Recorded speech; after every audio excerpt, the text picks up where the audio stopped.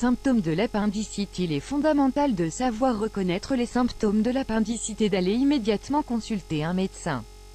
Dans le cas contraire, des complications peuvent se présenter, pouvant mettre la vie du patient en danger. L'appendice est un organe en forme de sac qui est connecté au gros intestin. Il s'agit d'un organe qui n'a aucune fonction vitale, et vous pouvez mener une vie saine et normale sans lui.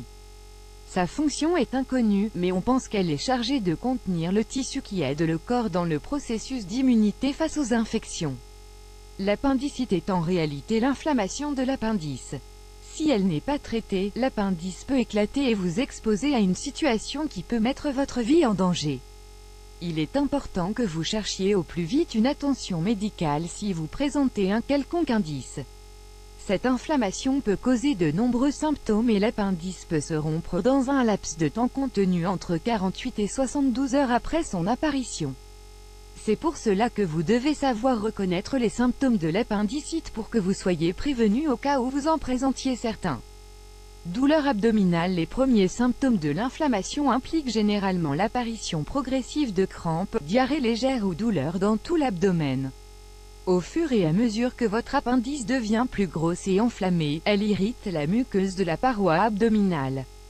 Cette irritation peut causer une douleur aiguë localisée, dans la partie inférieure droite de l'abdomen.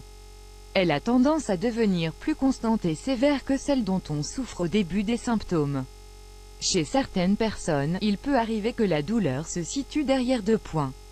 Dans ce cas, il est probable que l'appendicite cause une douleur dans le bas du dos ou dans la zone pelvienne.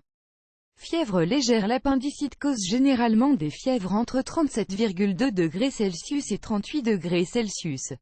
On peut également souffrir de frissons. Si votre appendice éclate, il se peut que l'infection qui en résulte fasse monter votre fièvre et que vous ayez une température supérieure à 38,3 degrés Celsius, en plus d'une élévation du rythme cardiaque. Mal-être digestif. L'appendicite peut causer des symptômes comme les nausées et les vomissements. Il est possible que vous perdiez l'appétit et que vous sentiez ne pas pouvoir manger. Vous pouvez souffrir de constipation ou de diarrhée sévère. Si vous avez également du mal à laisser passer les gaz, ceci peut être une indication claire d'une obstruction partielle ou totale de votre intestin. Et évidemment, elle peut être liée à une inflammation sous-jacente. Symptômes de l'appendicite chez les enfants. Les enfants ne sont pas toujours capables de savoir comment ils se sentent. Il est également possible qu'ils aient des difficultés à localiser à temps la douleur et qu'ils signalent simplement qu'ils ont mal dans tout l'abdomen. Ceci peut vous rendre la tâche difficile et ne pas savoir déterminer si la douleur vient de l'appendicite. Il est possible que vous la confondiez facilement avec un virus de l'estomac ou une infection urinaire. Cependant, il vaut toujours mieux être prudent face aux symptômes de l'appendicite. La rupture de l'appendice peut être très dangereuse pour n'importe qui, mais le risque de décès est bien plus élevé chez les nourrissons et les enfants en bas âge. Les enfants de moins de 2 ans montrent souvent les symptômes suivants lorsqu'ils présentent un cas d'appendicite: vomissement, abdomen distendu ou gonflé, sensibilité de l'abdomen. Les enfants et les adolescents sont plus propices à souffrir des troubles suivants: nausées, vomissement, douleur dans la partie inférieure droite de l'abdomen. Symptômes de l'appendicite pendant la grossesse. De nombreux symptômes de l'appendicite peuvent imiter certaines des gènes de la grossesse.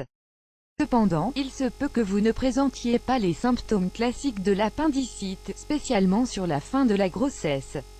L'appendice est plus haute pendant la grossesse à cause de la croissance de l'utérus. C'est pour cela qu'il est possible que vous ressentiez des douleurs dans la partie supérieure de l'abdomen au lieu de la partie inférieure droite. Les femmes enceintes qui souffrent d'appendicite peuvent être davantage exposées à souffrir des symptômes tels que acidité, gaz, épisodes alternés de constipation et de diarrhée. Quels sont les facteurs à risque? Puis-je prévenir l'appendicite? L'appendicite peut se manifester à n'importe quel moment de la vie, mais arrive le plus souvent entre vos 10 et 30 ans, et elle est commune autant chez les hommes que chez les femmes.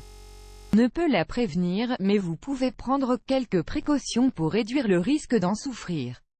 Il existe moins de possibilités d'en souffrir si votre alimentation est riche en fibres. Augmentez votre consommation de fruits et légumes frais.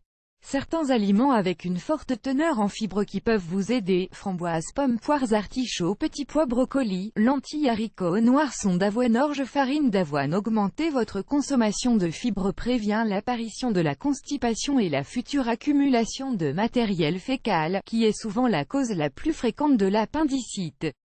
Rappelez-vous que devez consulter immédiatement votre médecin si vous ou l'un de vos proches présentez des symptômes de l'appendicite. Il n'existe aucun remède maison qui puisse vous aider et il est possible que nombre d'entre eux ne fassent que compliquer davantage la situation. Le médecin est le seul à pouvoir déterminer s'il s'agit réellement d'une appendicite. Il est probable qu'il vous demande une analyse de sang et d'urine à la recherche d'une infection, ainsi qu'une échographie abdominale ou une tomographie qui détermine le niveau d'inflammation de votre appendice.